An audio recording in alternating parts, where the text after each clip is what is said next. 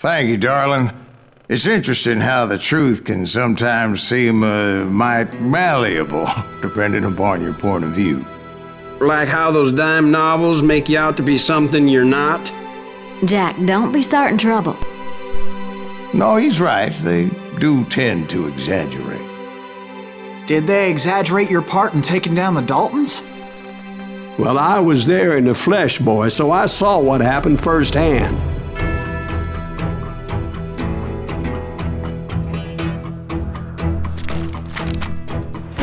Those Daltons were lawmen once, before they all went bad, robbing banks and trains clear across the territory. Until Coffeeville, of course. I was one of the citizens who took up arms that day. Fighting on the side of right? I did my best, sir. We all did.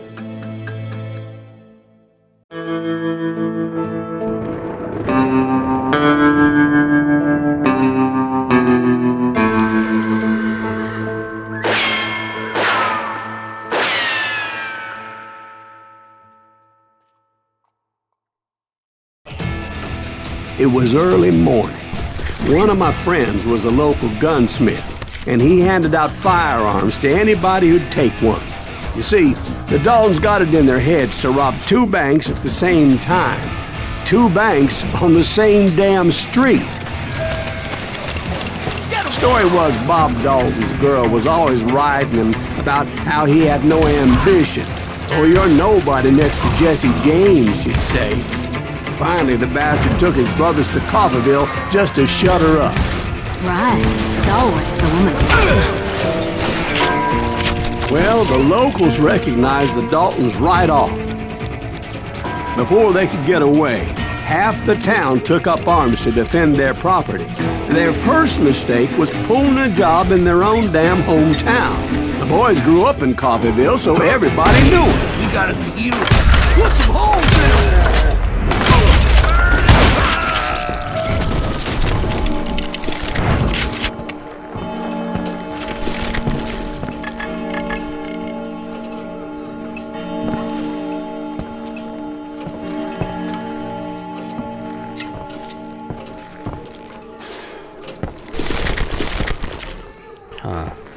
Let's go this way.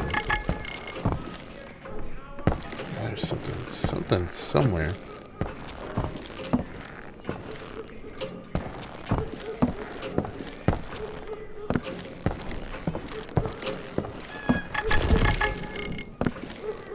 It's on the other side of that door.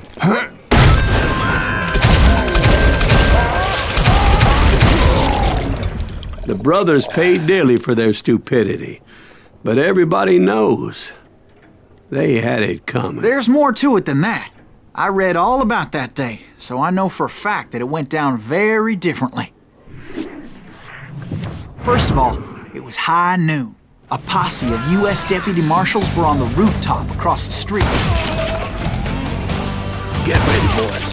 They're gonna make a move. The lawmen had been tracking the Daltons for months. Now they finally had them dead to rights. Among them was a bounty hunter feared by many a lawbreaker. The marshals tried to get the Daltons to surrender. They'll give up eventually. We just gotta wait to suck the bitches out. This bounty hunter knew that the brothers were far too proud to ever lay down their guns.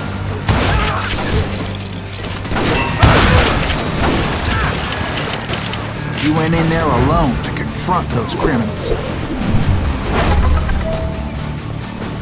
One of the marshals shouted, "Where are you going? Are you crazy?" Hey, where do you think you're going, dumbass? That rifle's mine. But he paid him no mind. He saw a way to get around to the back of the bank.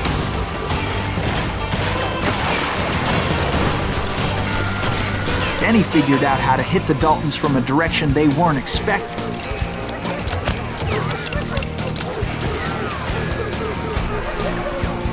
From above.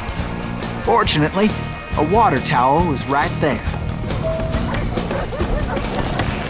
A moment later, he was climbing up a steep ladder, laughing at danger as he did.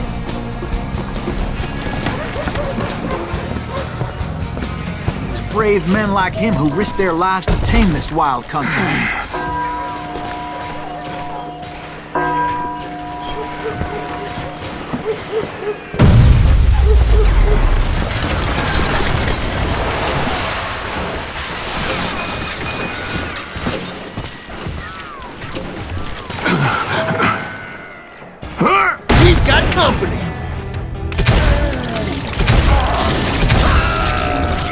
Heroic men like him, who did what other men couldn't or wouldn't to make this country free. Like Jim Bowie and Davy Crockett, who died defending the Alamo. Is that Silas Greaves? Son of a bitch!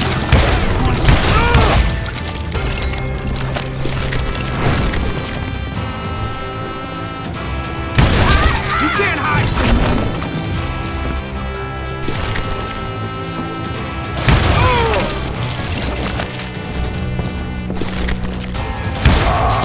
Rule the day!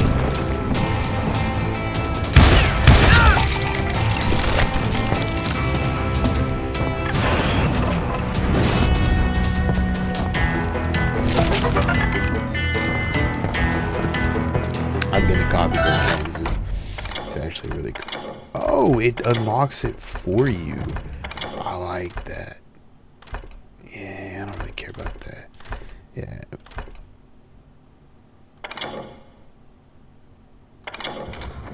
Let's see, what do we get from this?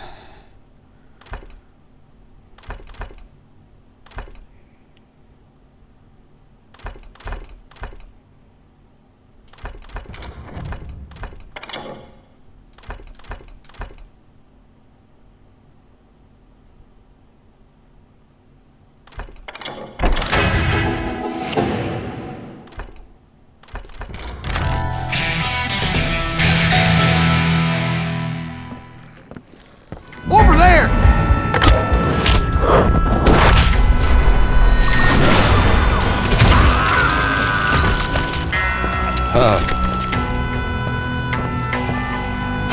That's Silas Greaves! What the hell? Blam! Blam! He came away victorious, taking down those thieving Daltons.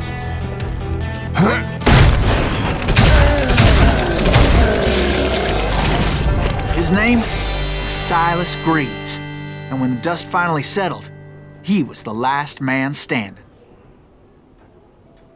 Sorry, kid, but that just wasn't the way it happened.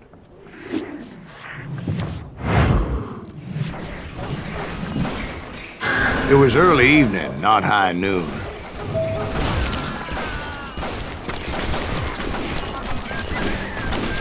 I was late to the party and Coffeyville was already up in arms. The Daltons blew up a safe and were all set to hightail it out of there.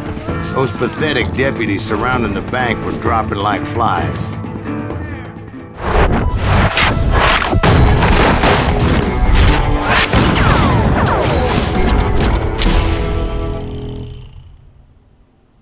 Bob, Emmett, I'd been tracking those jokers for months, waiting for them to do something reckless. Finally, they did. Those stupid bastards decided to rob 2 banks at the same time in the same town where everybody knew them. But they still had friends in Coffeyville. What are you gonna do?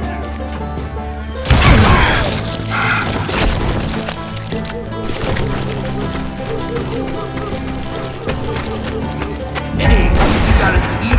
Put some holes in them! Those friends came after me like a pack of wild dogs, tooth and nail. They were coming at me from all directions. I caught sight of the Daltons running with the money and didn't want to lose them. Problem was, they knew the town better than I did. To top it off, I found myself in the middle of another shootout entirely. Did the Daltons roll up in somebody's house? No, it was the Smiths, I believe.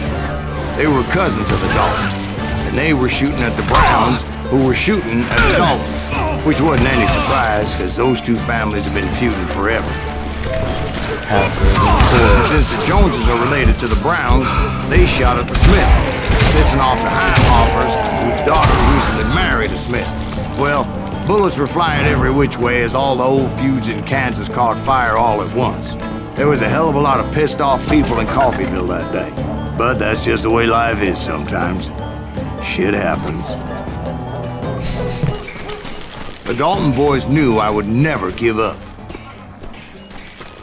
Those Daltons weren't the sharpest knives in the drawer, but they always stood together.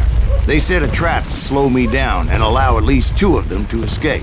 The 3rd brother stayed behind to plant me, just in case that trap of theirs didn't work.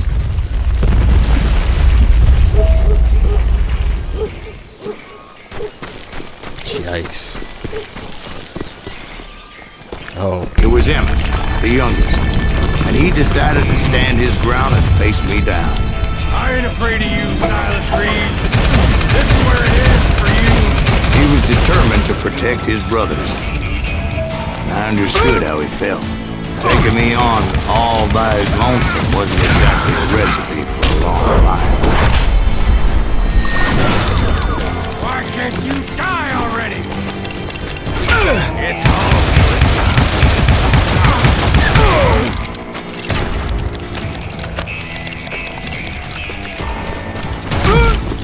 Gonna send you in the boat.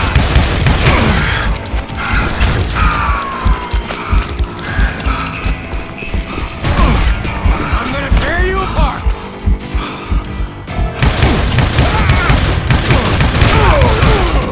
there we go. There But we Emmett go. Dalton survived the robbery in Coffeyville.